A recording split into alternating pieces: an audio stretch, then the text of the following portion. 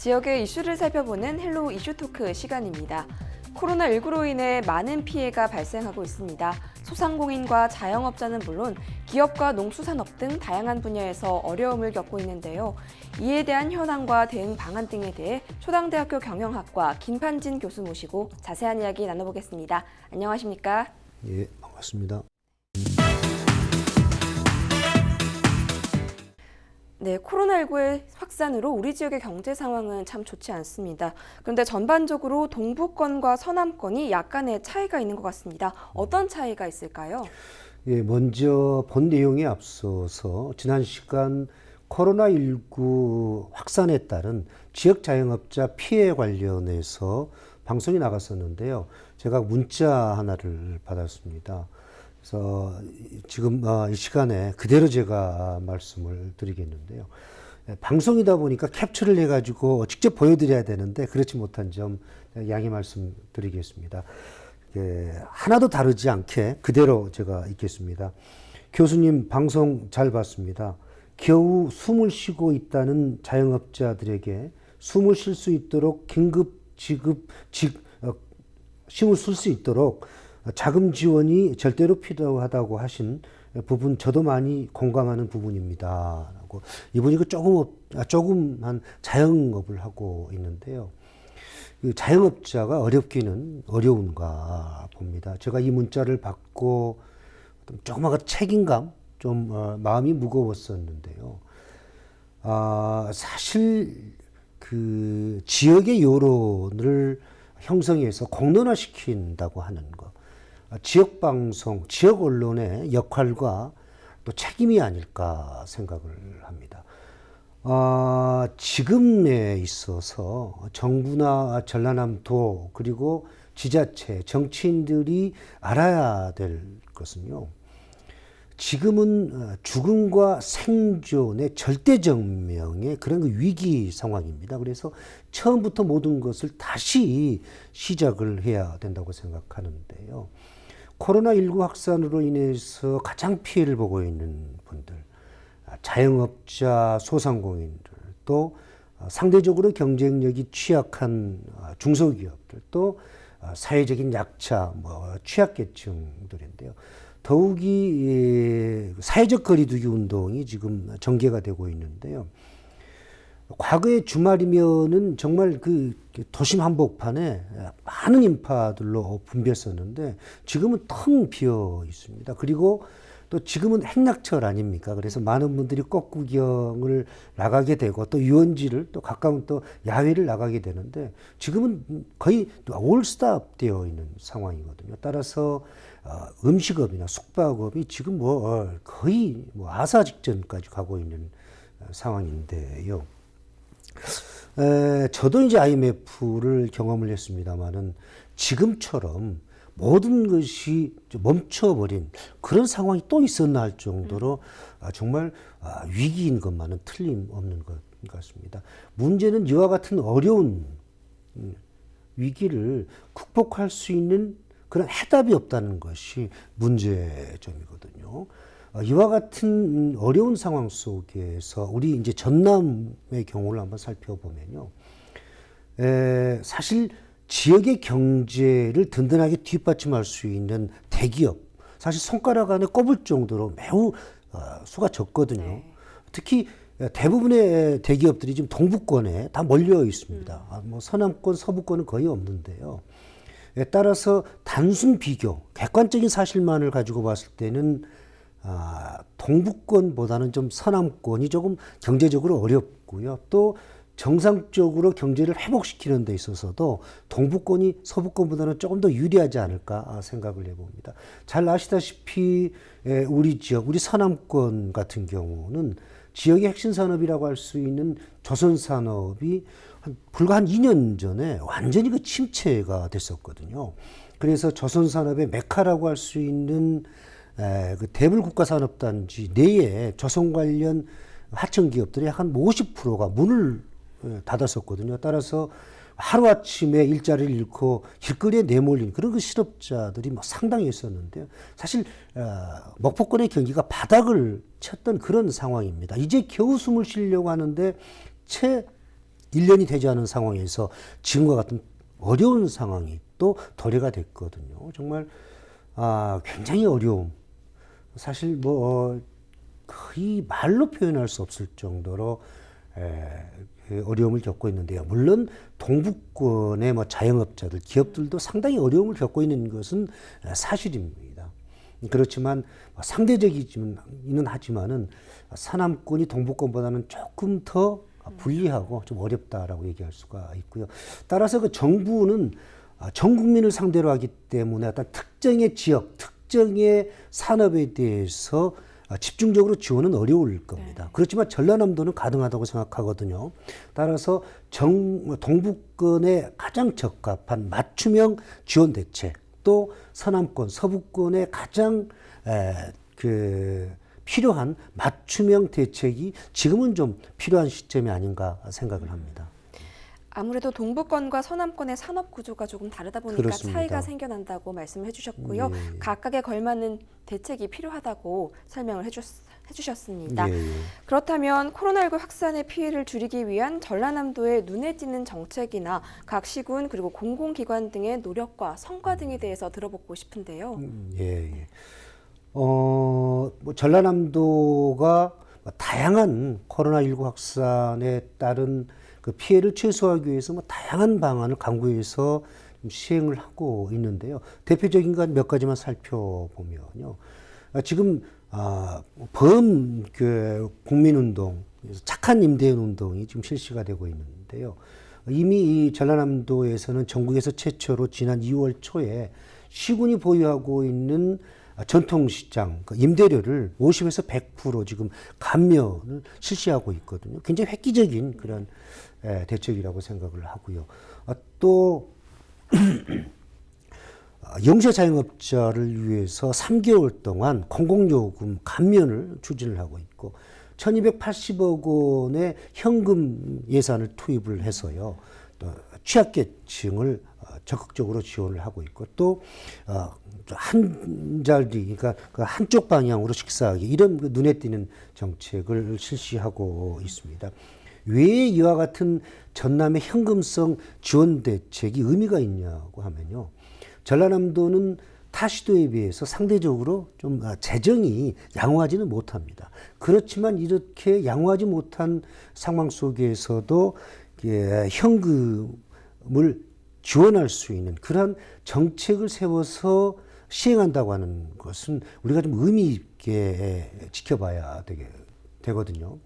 얼마 전에 정부가 4인 가족 기준으로 해서 소득 하위 70% 가정에 100만 원의 현금을 지원을 한다고 발표를 했는데요. 제가 단언컨대 이와 같은 현금성 지원이 앞으로 더 획기적인 그러한 지원이 이루어질 것이라고 저는 확신을 합니다. 왜냐하면 지금 모든 것이 꽁꽁 멈춰져 있습니다. 따라서 이와 같은 멈추는 것을 움직이게 하기 위해서는 현금밖에 없거든요. 현금이 있어야 지금 극도로 위축되어 있는 국민들의 소비 심리를 회복시킬 수가 있습니다. 비정상화를 정상화시킬 수가 있거든요. 돈이 있어야지 자영업자도 살릴 수 있고 또 기업도 살릴 수 있고 또 농어민도 살릴 수 있습니다. 그러한 의미에서 전라남도의 현금성 조금 무리하다 싶을 정도의 어떤 현금성의 그런 지원 정책은 정말 좀 응원의 박수를 보내주고 싶습니다. 물론 완벽하지는 못합니다. 그렇지만은 지금의 상황에서 전라남도가 수립해서 준비하고 있는 또 시행하고 있는 이와 같은 정책에 대해서 매우 긍정적으로 높은 평가를 주고 싶고요. 지금은 정치인이 필요하지 않습니다. 지금의 상황에서는 경제를 아는 정치인이 필요하는데요. 우리 전라남도나 또 일부 지자체에서는 이와 같은 정말 그 현실적인 그런 정책을 시행하고 있는 것 같아서 참 다행스럽다고 생각합니다. 네, 전라남도의 현금성 정책에 대해서 긍정적으로 예, 평가를 해주셨습니다. 예, 예. 그런데 정부나 전남에서는 이 자영업자와 중소기업 등의 대책에 대해서는 꽤 많은 정책을 내놓고 있습니다. 그런데 상대적으로 우리 지역의 대표 산업이라고 할 수 있는 농수산업계 관련된 대책은 좀 부족한 것 같습니다. 이에 대해서는 어떻게 생각하십니까? 예, 이 부분이 저도 사실 가장 아쉬운 부분이거든요. 자영업자나 중소기업 또 취약계층 관련해서는 정말 정부나 각 지자체에서 하루가 멀다 하고 대책이 이렇게 발표가 되고 있는데요. 농어민 관련해서는 정부도 마찬가지지만 지자체들도 좀 아쉬운 부분이 있습니다. 그렇지만 우리 전남 같은 경우 농어민 지원 관련해서 그래도 좀 눈에 띄는 또 우리가 좀 의미 있게 접근할 그런 정책들이 있더라고요. 그 첫째는 그 농수산물에 대한 판로 확대에 대한 그런 정책. 아마 그 행정력을 다 동원을 해서 전라남도 차원에서 지원이 이루어지고 있고요. 또 농어민 경영 자원을 긴급 지금 지원을 하고 있습니다.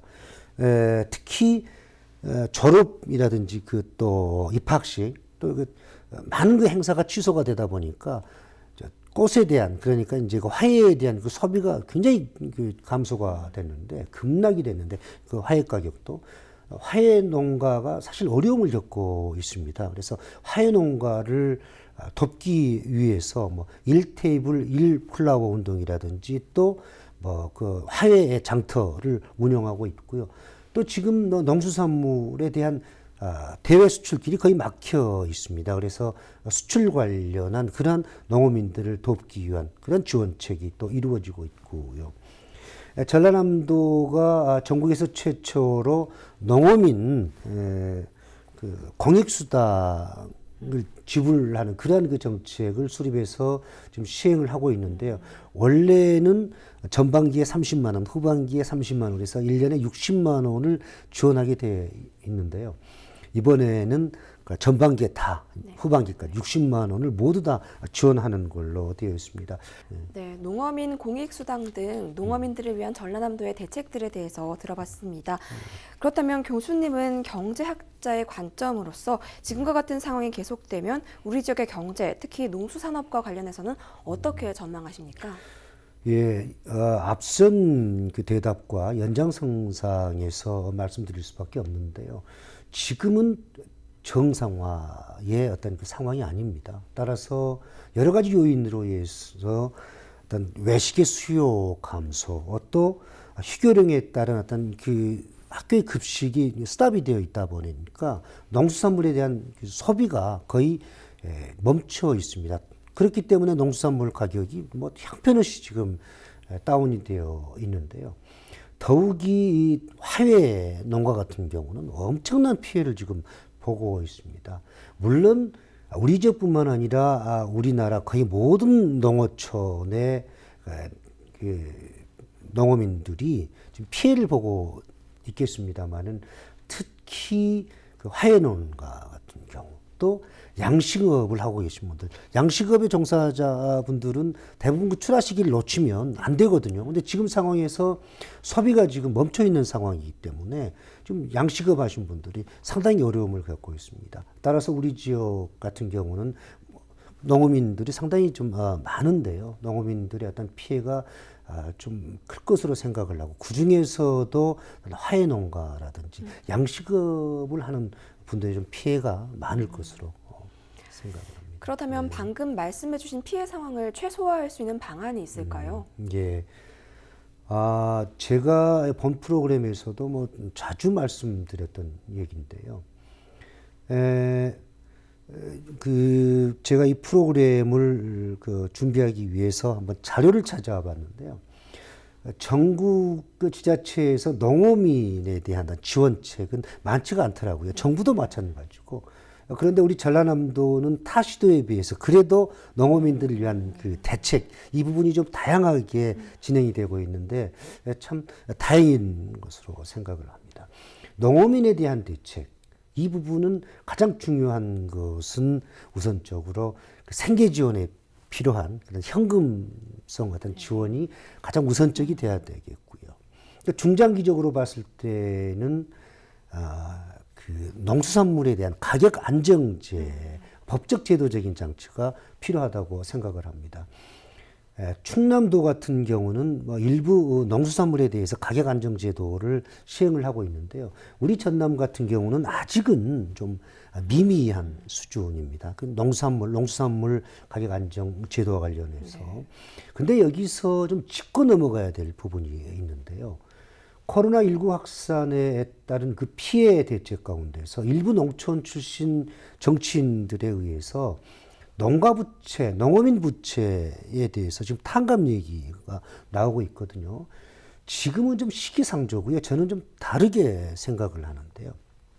왜냐하면 이는 국민의 세금으로 지원을 해야 되거든요. 근데 잘 아시다시피 지금 농어민들은 정부나 해당 지자체에 의해서 많은 혜택과 지원이 이루어지고 있습니다. 도시의 봉급 생활자들에 비해서 정말 다양한 그러한 지원이 이루어지고 있는 상황에서 자기 책임 하에서 갚아야 될 그런 그 빚을 피 같은 우리 국민들이 우리가 내는 세금으로 탕감한다고 하는 이 부분은 우리가 다시 한번 좀 생각해 봐야 되지 않을까 생각을 합니다. 중요한 것은 지금의 어려운 농어민의 상황, 그들이 경쟁력을 가질 수 있는 기본적인 지원, 기본적인 그런 대안을 마련해야 된다고 생각을 하고요. 지금 상황에서 지역의 정치인들에게 부탁드리고 싶은 것은요. 지금은 여도 야도 의미가 없습니다. 농촌 출신 정치인, 뭐 도시 출신 의미가 없는 거죠. 농촌 출신이라고 그래서 도시 지역에 대한 어떤 그 정책에 대해서 반대를 하고 관심을 갖지 않는다면 또 도시의 지역구를 두고 있는 정치인이라고 그래서 농촌 지역에 대한 어촌 지역에 대한 대책에 대해서 반대를 하고 관심을 갖지 않는다고 하는 것은 이건 조금 생각해 봐야 된다고 생각을 합니다. 따라서 우리 정치인들은 지금은 여야 가릴 거 없이 농촌 도시 가릴 거 없이 이 위기를 타개하기 위한 그런 그 해법들을 찾아야 된다고 생각을 합니다. 네, 농어민의 생계 유지를 위한 보다 중장기적인 관점을 제시해 주신 것 같습니다. 그렇다면 이 앞서 말씀해 주셨듯이 정부나 전라남도는 지금 자영업자에 대한 대책은 많이 세우고 있습니다. 그런데 기업들 또한 많은 피해를 겪고 있는데요. 우리 지역 기업을 위한 아이디어가 혹시 있으실까요? 예, 기업의 지원, 기업의 정상화 관련해서는 제가 이 자리에서도 많이 말씀을 드렸고요. 또 언론에서도 많이 얘기가 되고 있는데요. 중요한 것은 기업의 지원을 위해서는 많은 돈, 많은 예산이 필요한데 우리 전라남도 혼자의 힘으로는 안 됩니다. 예를 들어서 전라남도의 김영록 지사가 기업의 지원을 위해서 정말 획기적인 대책을 수립했다고 그래도 정부가 예산을 지원하지 안 하면 굉장히 어렵게 되거든요.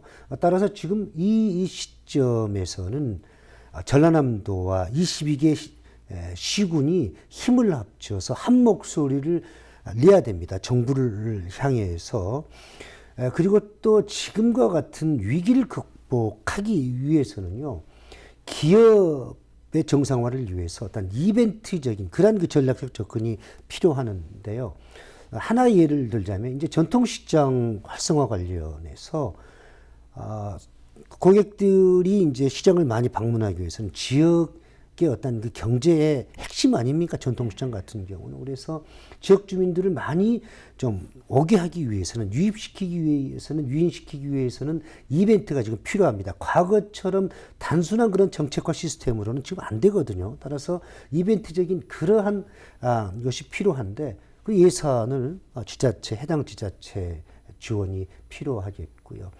또 지금에서는 코로나 확산이 이제 안정되고 이제 멈추게 된 이후 지역의 경제 발전을 위해서 그 정책의 방향성을 정확하게 제시하고 또 이후에 어떤 대안이나 또 지원 같은 부분을 지금 고민해야 될 시점이 아닐까 생각을 합니다.